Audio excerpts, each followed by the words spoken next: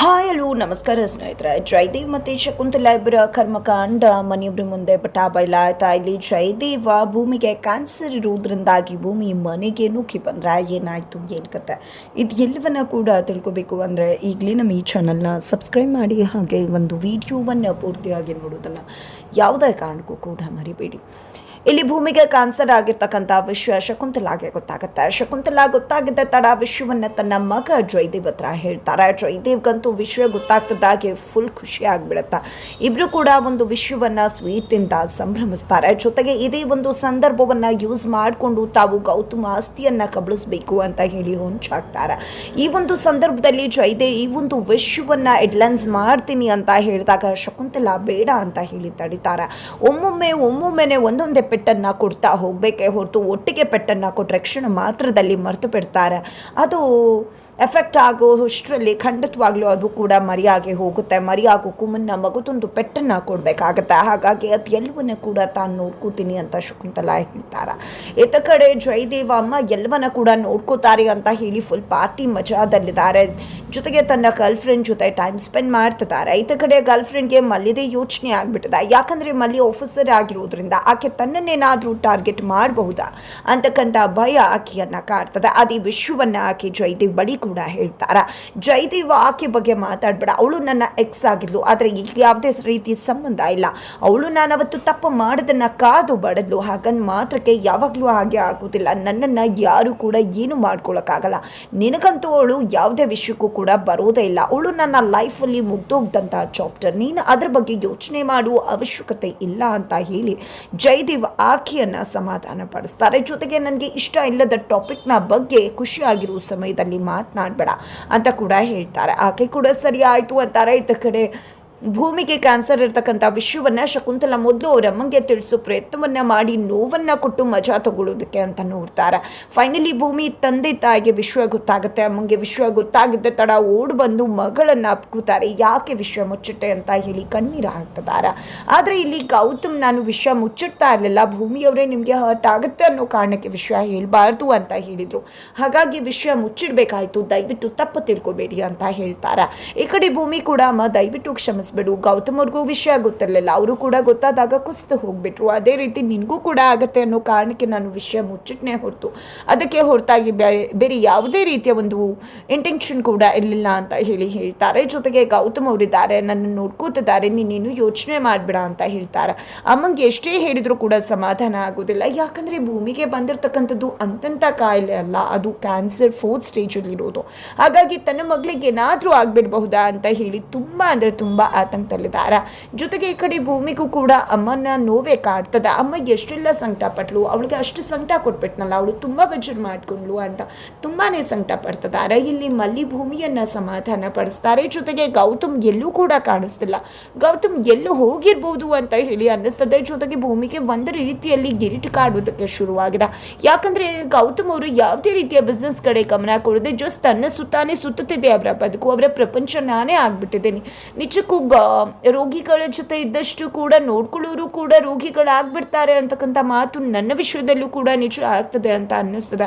ನನ್ನ ಜೊತೆ ಇದ್ಕೊಂಡು ಗೌತಮ್ ಅವರು ಕೂಡ ತುಂಬಾ ಸುಸ್ತಾಗ್ತಿದ್ದಾರೆ, ನಿಜವಾಗ್ಲೂ ನಂಗೆ ತುಂಬಾ ಗಿಲ್ಟ್ ಫೀಲ್ ಆಗ್ತದೆ ಅಂತ ಹೇಳಿದಾಗ ಇಲ್ಲಿ ಮಲ್ಲಿ ಸಮಾಧಾನವನ್ನು ಮಾಡ್ತಾರೆ. ನೀವು ಯಾಕೆ ಆ ರೀತಿ ಅನ್ಕೋತೀರಾ, ಗೌತಮ್ ಭಾವನ ಪ್ರಪಂಚನೇ ನೀವು ಅಂದಮೇಲೆ ಖಂಡಿತವಾಗ್ಲೂ ನೀವು ಅದ್ರ ಬಗ್ಗೆ ಯೋಚನೆ ಮಾಡುವ ಅವಶ್ಯಕತೆ ಇಲ್ಲ. ಗೌತಮ್ ಭಾವ ನಿಮ್ಮನ್ನು ನಿಜವಾಗ್ಲೂ ಕೂಡ ತುಂಬ ಚೆಂದ ನೋಡ್ಕೋತಾರೆ, ಅವ್ರಿಗೆ ನೀವು ಯಾವುದೇ ರೀತಿಯಲ್ಲೂ ಕೂಡ ಬರ್ಡನ್ ಅಂತ ಅನಿಸೋದೇ ಇಲ್ಲ ಅಂತ ಹೇಳಿ ಮಲ್ಲಿ ತಿಳಿಸ್ತಾರೆ.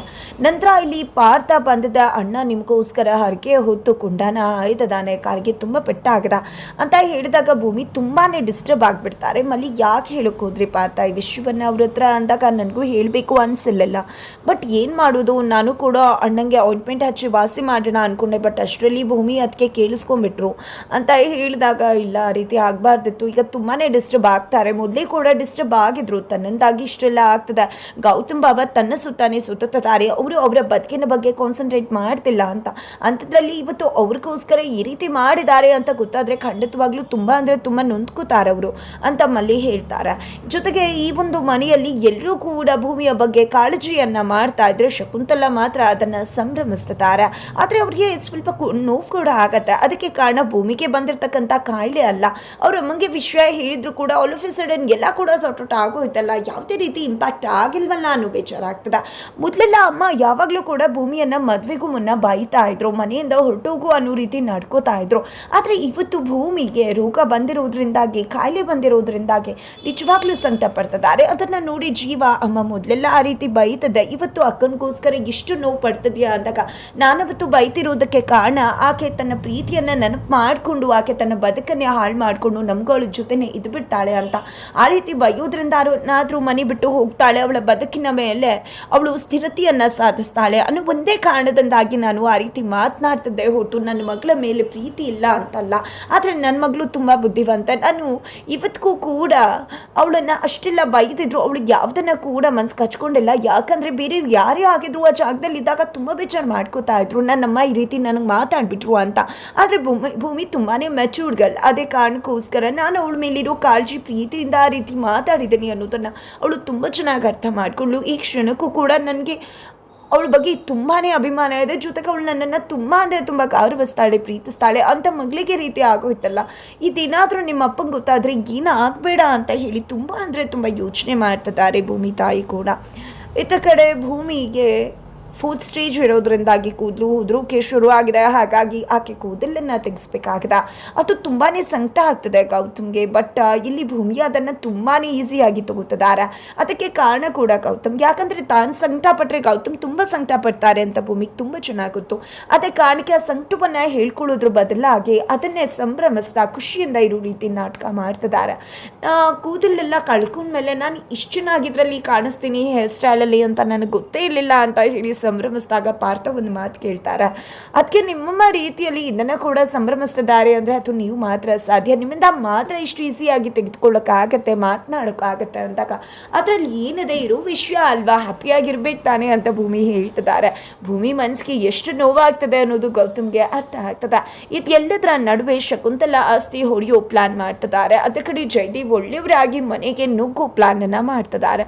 ಹಾಗಿದ್ರೆ ಇಲ್ಲಿ ಭೂಮಿಗೆ ಇರ್ತಕ್ಕಂಥ ಕಾಯಿಲೆ ವಿಷಯನೇ ಮುಂದಿಟ್ಕೊಂಡು ಜಯದೇವ್ ಅದಕ್ಕೆ ಅನ್ನೋ ರೀತಿಯಲ್ಲಿ ಪ್ರೀತಿ ಇದೆ ಅನ್ನೋ ರೀತಿಯಲ್ಲಿ ನೋಡಬೇಕು ಅಂತ ಹೇಳಿ ಮನೆಗೆ ಬರೋ ಚಾನ್ಸಸ್ ಇದೆ. ಇತ್ತ ಕಡೆ ಶಕುಂತಲಾ ಮತ್ತು ಜಯದೇವ್ ಕಳ್ಳಾಟ ಏನು ಅಂತಕ್ಕಂಥದ್ದು ಇಲ್ಲಿ ಸಾಯೋ ಒಂದು ಹಂತದಲ್ಲಿರ್ತಕ್ಕಂಥ ಭೂಮಿಗೆ ಗೊತ್ತಾಗ್ಬಿಡತ್ತ. ಅಂಥ ಸಮಯದಲ್ಲೂ ಕೂಡ ಇಲ್ಲಿ ಭೂಮಿ ತನ್ನ ಗಂಡನನ್ನು ಸೇವ್ ಮಾಡುವುದಕ್ಕೆ ಮುಂದಾಗ್ತಾರೆ. ಏನಾಗತ್ತೆ ಅನ್ನೋದನ್ನು ತಿಳ್ಕೋಬೇಕು ಅಂದರೆ ಮುಂದಿನ ವಿಡಿಯೋಗೋಸ್ಕರ ವೆಯ್ಟ್ ಮಾಡಬೇಕಾಗತ್ತೆ. ಜೊತೆಗೆ ಇಲ್ಲಿ ದಿಯಾ ಒಂದು ಸಾವಿನ ದಿಯಾ ಒಂದು ಕಣ್ಮರಿ ಆಗಿರ್ತಕ್ಕಂಥ ವಿಷಯ ಇಲ್ಲಿ ಜೀವ ಹೋಗಿದ್ದೆ ಮಲ್ಲಿ ಹತ್ರ ಹೇಳಿ ಮಲ್ಲಿ ದಿಯಾ ಕೇಸನ್ನು ಕೈಗೆತ್ಕೊಂಡಿದ್ದೆ. ಇಲ್ಲಿ ಜಯದೇವ ಯಾವ ರೀತಿಯಲ್ಲಿ ದಿಯಾ ಕಥೆಯನ್ನು ಮುಗಿಸಿದ್ದಾರೆ ಅನ್ನೋದನ್ನು ಪ್ರಪಂಚದ ಮುಂದೆ ತೆರೆದಿರ್ತಾರೆ. ಏನಾಗತ್ತಾ ತಿಳ್ಕೊಬೇಕು ಅಂದರೆ ಮುಂದಿನ ವಿಡಿಯೋಗೆ ವೆಯ್ಟ್ ಮಾಡುವುದನ್ನು ಮರಿ.